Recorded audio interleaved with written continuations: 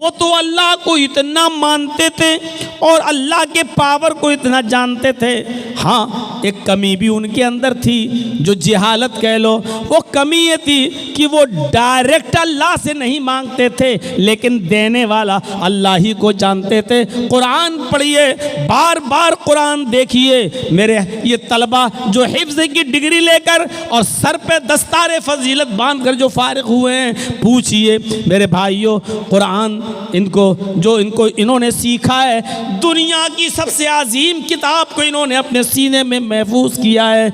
आप ज़रा इनसे कुरान की आयतें पूछें, ये झट से जवाब दे देंगे और बताएंगे। मेरे प्यारे साथियों, इसी कुरान में बार बार आप पढ़ेंगे कि आए मोहम्मद सल्लल्लाहु अलैहि वसल्लम, आए मेरे नबी, इन काफिरों से सवाल करो इस ज़मीन और आसमान को किसने बनाया, तो ये जवाब देंगे अल्लाह ने। अल्लाह को मानते थे। उनसे पूछो कि चांद सूरज सितारे किसने बनाए, तो कहेंगे अल्लाह ने। इनसे पूछो आसमान से बारिश कौन बरसाता है, तो ये जवाब देंगे अल्लाह। इनसे पूछो युखरिजुल हय्य मिनल मय्यत व युखरिजुल मय्यत मिनल हय्य, जिंदा चीज में से मुर्दा चीज को और मुर्दा चीज से जिंदा चीज को कौन निकालता है। जिंदा से मुर्दा, मुर्गी जिंदा है, उससे बेजान चीज़ अंडा कौन निकालता है, और अंडा बेजान है, उससे जानदार चीज़ मुर्गी का बच्चा कौन निकालता है। युखरिजुल हय्य मिनल मय्यति व युखरिजुल हय्य मिनल मय्यत व युखरिजुल मय्यत मिनल हय्य, जिंदा से मुर्दा और मुर्दा से जिंदा को कौन निकालता है। लयक़ूलुन्न अल्लाह, तो ये यही जवाब देंगे अल्लाह।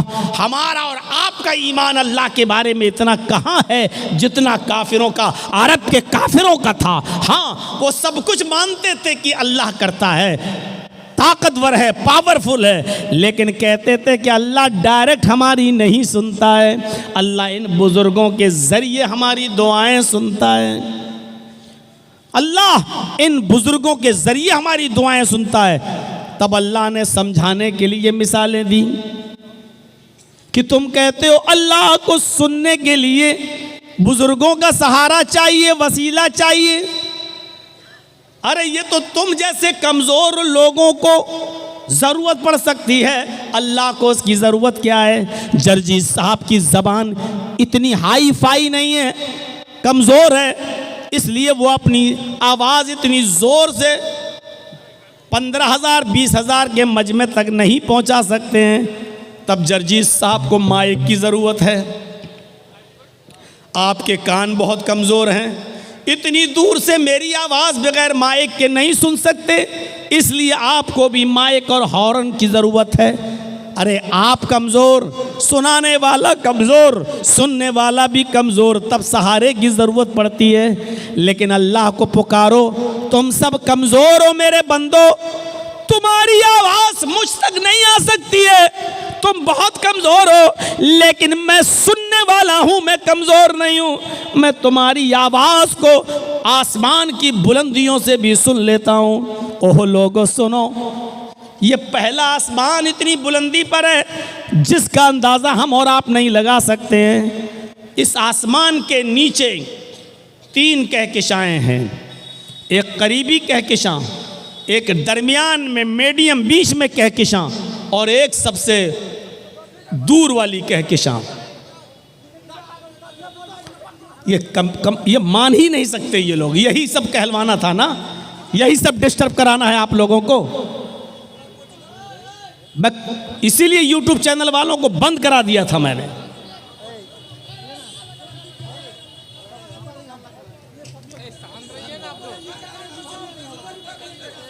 अरे ये लोग लाखों रुपए कमा रहे हैं भाई, ये लोग नहीं करेंगे।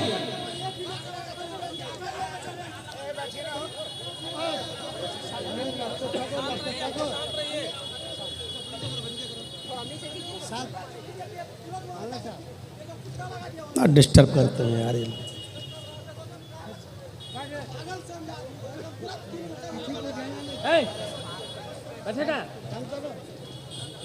सब स्टैंड हटा के अपने अपने हाथ में लेके बनाइए। तो चलिए स्टैंड हटा दीजिए, अपने अपने हाथ में ले लीजिए मोबाइल।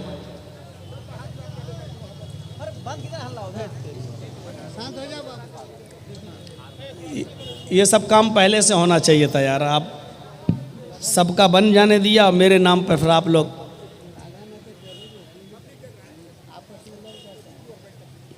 यार कोई ऐसा तरीका अपनाइए कि आपका भी काम हो, पीछे वालों को भी डिस्टर्ब ना हो। कुतुब मीनार की तरह ऊंचा खड़ा कर दिया, दूसरों को दिक्कत हो रही है।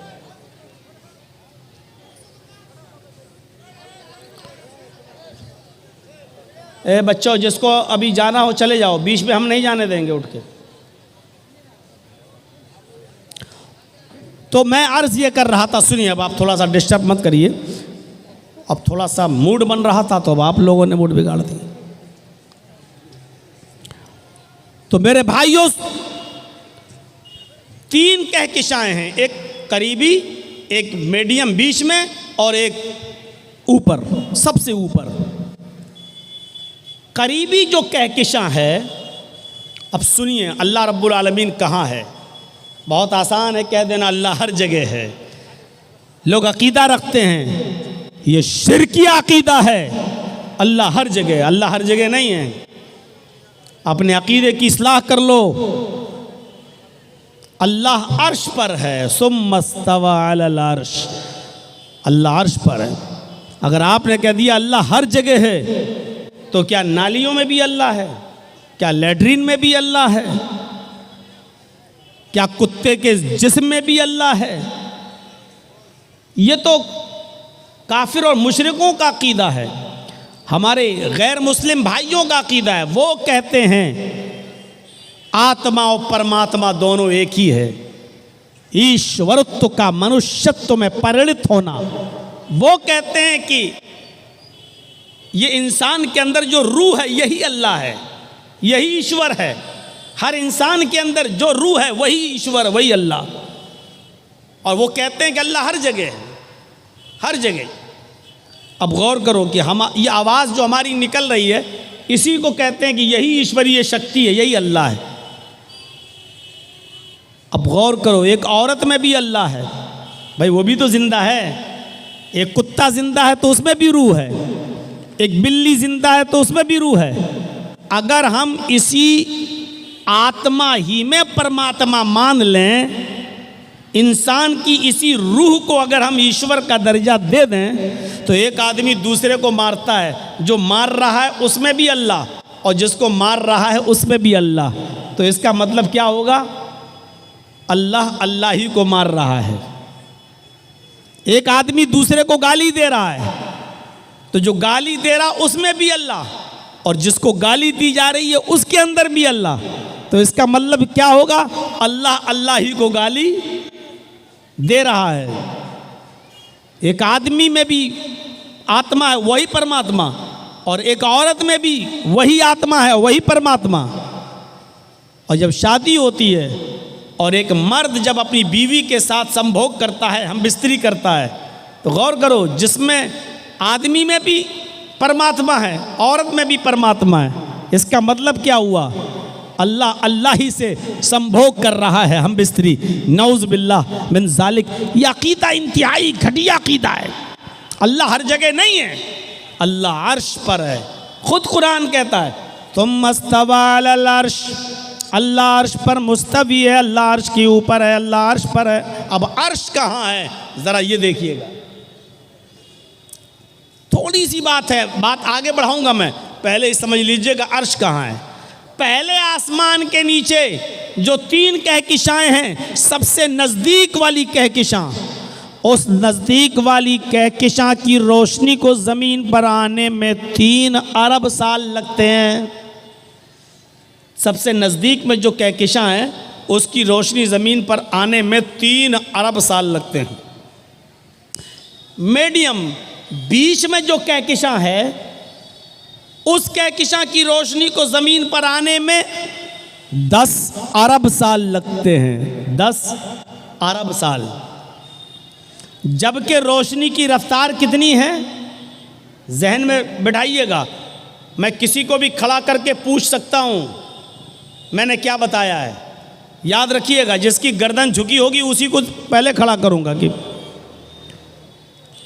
करीबी कहकशां की रोशनी को ज़मीन पर आने में 3 अरब साल लगते हैं। मीडियम बीच में जो कहकशां हैं, उस कहकशां की रोशनी को ज़मीन पर आने में 10 अरब साल लगते हैं। और रोशनी की रफ्तार कितनी है, यानी कितनी तेज स्पीड से वो रोशनी चल रही है, तब उसको 10 अरब साल लगते हैं। एक सेकंड में 3 लाख मील। इससे पहले के साइंटिस्ट लोग तहकीक करके कहते थे 1 सेकंड में 1,86,000 मील। मौजूदा साइंस कहती है 1 सेकंड में 3 लाख मील की रफ्तार से रोशनी चलती है, तब उसको जमीन पर आने में कितना साल लगता है? 10 अरब साल। आंख बंद करो खोलो, 1 सेकंड हो गया। आंख बंद करो खोलो, 1 सेकंड हो गया। इतनी देर में कितनी रफ्तार तय कर ली रोशनी ने? 3 लाख मील। 60 सेकंड में 1 मिनट में कितनी रफ्तार हो गई? 1 घंटे में कितनी होगी? 1 दिन में कितनी होगी? 1 हफ्ते में कितनी होगी? 1 महीने में कितनी होगी? 1 साल में कितनी होगी? 1000 साल में कितनी होगी? 1 लाख साल में कितनी होगी? 1 अरब साल में कितनी होगी? 10 अरब साल लगते हैं। जबकि ये बीच वाली कहकशां है, अभी इससे ऊपर सबसे आखिरी कहकशां तो अभी बाकी है। उस रोशनी को जमीन पे आने में 10 अरब साल लगते हैं। और सबसे ऊपर जो कहकशां है, मौजूदा साइंस कहती है उस रोशनी को चले हुए आसमान से, उस रोशनी को कहकशां से चले हुए 20 अरब साल तो हो चुके हैं, लेकिन उसकी रोशनी अभी तक जमीन पर नहीं आई है। ये पहले आसमान के नीचे की कहकशां का हाल है, अभी पहला आसमान नहीं आया।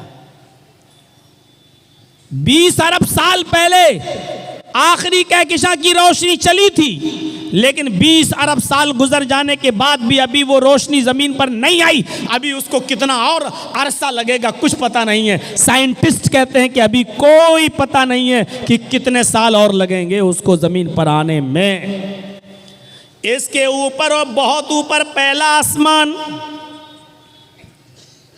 फिर पहले आसमान से दूसरे आसमान पर आप जाएंगे तो फिर उम्र लगेगी 500 साल। पहले आसमान पर पहुंचिए आप, उसके बाद पहले आसमान से दूसरे आसमान पर जाएंगे तो फिर उम्र चाहिए 500 साल। दूसरे आसमान से तीसरे आसमान पर जाएंगे तो फिर उम्र चाहिए 500 साल। तीसरे आसमान से चौथे आसमान पर जाइए, फिर उम्र चाहिए 500 साल। चौथे से पांचवें पर 500 साल, पांचवें से छठे पर 500 साल, और छठे से सातवें पर 500 साल। अब सातवें आसमान के ऊपर भी अभी अर्श नहीं आया। पढ़िए हदीसें बुखारी वगैरह की। सातवें आसमान के ऊपर फिर 500 साल का सफर करिए तो एक समंदर। अल्लाह ताला का अर्श पहले समंदर में था, अल्लाह का अर्श पहले समंदर पे था। हदीसें हमें यही बताती हैं। सातवें आसमान पर सफर करने के बाद 500 साल का, उसके बाद में आएगा समंदर। फिर उस समंदर को क्रॉस करिए 500 साल में, उसके बाद फिर सफर करिए। समंदर को क्रॉस करने के बाद फिर अर्श का नंबर आता है, फिर सफर करिए 500 साल का, फिर अल्लाह का अर्श। उस अर्श पर अल्लाह, जब औस इब्न सामित ने अपनी बीवी खौला बिन्ते सालबा से ज़िहार कर लिया, जब औस इब्न सामित ने अपनी बीवी खौला बिन्ते सालबा को अपने ऊपर माँ की तरह हराम कर लिया, और सुनिए मंजर, अंत अलैया का ज़हर उम्मी, गुस्से में कह दिया तू मुझ पर मेरी माँ की तरह हराम हो गई। गुस्सा ठंडा हुआ तो अल्लाह के नबी के पास भेजा, दरवाजा खटखटाया। अल्लाह के नबी ने दरवाजा खोला, और जैसे ही दरवाजा खोला तो हजरत आयशा खड़ी हैं। खौला बिन्त सालबा कहती है मैं आपके नबी से, अल्लाह के रसूल से मैं मिलने आई हूँ, इजाज़त मिलती है। अल्लाह के नबी और खौला बिन्त सालबा गुफ्तगू कर रहे हैं। खौला कह रही हैं, आए अल्लाह के नबी, मुझे मेरे शौहर ने मुझे अपनी माँ की तरह हराम कर लिया है, गज़ब हो गया है, बच्चों को कौन खिलाएगा पिलाएगा, हमारे लिए कोई रास्ता बताइए, हम क्या करें। अल्लाह के नबी फरमाते हैं अब कोई रास्ता नहीं है, अब तुम अपने शौहर पर हराम हो चुकी हो, तुम उनके लिए जायज़ नहीं हो, अब तो तुम हराम हो चुकी हो। अल्लाह के रसूल के पास कोई वही नहीं आई थी, अभी तक कोई अहकाम नाजिल नहीं हुए थे, इसलिए अल्लाह के नबी मना कर दिए। हज़रत आयशा फरमाती हैं मैं उसी हुजरे में, उसी कमरे में कोने में बैठी हुई थी, मुश्किल से 2-3 मीटर की 2-3 गज की दूरी होगी। 2-3 गज कितना हुआ, जैसे ये मोबाइल स्टैंड लगा हुआ वहाँ, और यहाँ हज़रत आयशा कहती है मैं बैठी हुई थी वहाँ, अल्लाह के नबी और खौला बिन्त सालबा बातें कर रही हैं। वो दोनों इतनी आहिस्ता बातें कर रहे हैं, वो दोनों इतनी आहिस्ता गुफ्तगू कर रहे हैं कि लम अस्मा कलामहुमा, कि उन दोनों की गुफ्तगू को मैं सुन नहीं पा रही थी, उन दोनों की आवाज़ मुझे सुनाई नहीं दे रही थी, मुझे पता नहीं कि वो दोनों क्या बोल रहे हैं, क्या बातें कर रहे हैं, खौला क्या शिकायत कर रही हैं और अल्लाह के नबी क्या जवाब दे रहे हैं। फरमाती हैं कि उन दोनों की गुफ्तगू को मैं सुन नहीं पा रही थी। आसमान से जिब्राइल आए, फरमाया आए मोहम्मद सल्लल्लाहु अलैहि वसल्लम, जिस गुफ्तगू को तुम्हारी बीवी नहीं सुन पा रही है, हजरत आयशा को पता नहीं है कि वो दोनों क्या बातें कर रहे हैं, उस औरत की गुफ्तगू को अल्लाह ने सुन लिया। कद समी अल्लाहु कौलल्लती तुजादिलुका फी ज़ौजिहा व तश्तकी इलल्लाह। आए मोहम्मद सल्लल्लाहु अलैहि वसल्लम, अल्लाह ने उस औरत की फरियाद को सुन लिया, अल्लाह ने उस औरत की दुआ को सुन लिया जो आपसे अपने शौहर के बारे में बात कर रही थी और बहस कर रही थी, तकरार कर रही थी और आपसे कह रही थी कोई रास्ता निकालो। आपकी बीवी आयशा तो सुन नहीं पा रही हैं, उसी कमरे में है लेकिन सुन नहीं पा रही हैं। वल्लाहु यस्मउ तहावुरकुमा, अल्लाह तुम दोनों की गुफ्तगू को सुन रहा था। आप अंदाजा लगाइए कितनी बुलंदी से, कितनी ऊंचाई से। अभी पहले आसमान की दूरी बताई मैंने ना, करीबी कहकशां, मीडियम बीच की कहकशां और आखिरी कहकशां, उसके बाद पहला आसमान, उसके बाद दूसरा आसमान, तीसरा, चौथा, पांचवा, छठा, सातवें आसमान के ऊपर समंदर और समंदर के ऊपर अल्लाह का अर्श। इतनी बुलंदी पर होने के बावजूद वो कह रहा है कि मैं तुम दोनों की गुफ्तगू को सुन रहा था। यह है पावर, यह है ताकत। जिसको अगर किसी ने पढ़ाया ना हो और मैं अनपढ़ हूँ और आप मुझसे कहें कि पढ़ो, या ऐसे कोई किताब ले और कहें कि पढ़ो, तो हम क्या कहेंगे, अरे साहब मैं पढ़ा हुआ नहीं हूँ, मुझे पढ़ना नहीं आता। तो मुहम्मदुर रसूलुल्लाह ने वही जवाब दिया जिब्राइल से, तो मुझसे कह रहे हो पढ़ो, माना बिकारी, मैं पढ़ा हुआ नहीं हूँ।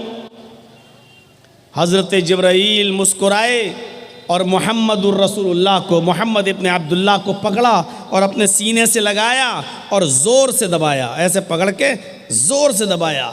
फरिश्ते की ताकत।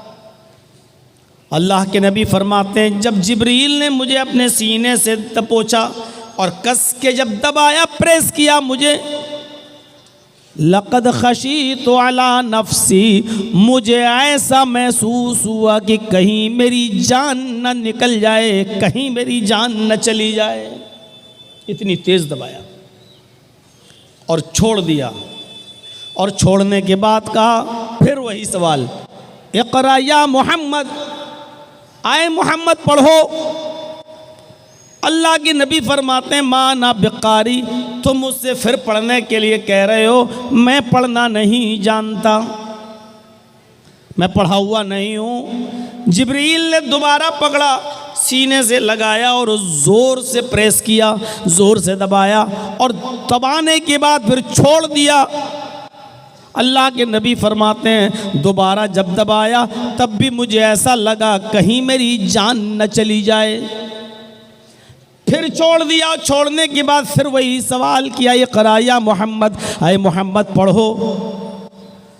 अल्लाह के नबी कहते हैं वो बार बार मुझसे पढ़ने के लिए कहने वाले, क्यों मुझको बार बार पढ़ने के लिए कह रहे हो? मैं पढ़ा हुआ नहीं हूँ। जब मैं पैदा हुआ तो मैंने अपने बाप का चेहरा नहीं देखा। जब मैं दुनिया में आया, मैं अपनी माँ के पेट से बाहर आया तो मैंने बाप का चेहरा नहीं देखा। मेरे बाप मेरे पैदा होने से 2 महीने पहले ही इंतकाल कर गए, और जब मैं 6 साल का हुआ तो मेरी माँ भी मुझे छोड़ के चली गई। जब मेरी उम्र 6 साल की हुई तो मेरी माँ भी मुझे छोड़ के चली गई। 6 साल की उम्र में मैं दुर्रे यतीम हो गया। बाप भी चला गया, माँ भी चली गई। बाप तो पैदा होने से पहले ही चला गया, और 6 साल की उम्र में मुझे मेरी माँ ने भी छोड़ दिया। जब मैं 8 साल का हुआ तो मेरी परवरिश करने वाला मेरा दादा अब्दुल मुत्तलिब भी मुझे इस दुनिया में छोड़ के चला गया। न मुझे मेरा बाप मिला जो मुझे पढ़ा सके, न मेरी माँ ने मुझे पढ़ाया, न मेरे दादा ने मुझे पढ़ाया।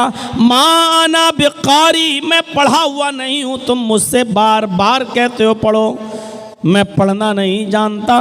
बाज़ रिवायतों में आता है आए पढ़ने के लिए बार बार कहने वाले, तुम ही बताओ माज़ा अक़राओ, कि मैं क्या पढ़ूं, माज़ा अक़राओ, मैं क्या पढ़ूं। तुम मुझसे बार बार पढ़ने के लिए कहते हो तो तुम ही बताओ मैं क्या पढ़ूं।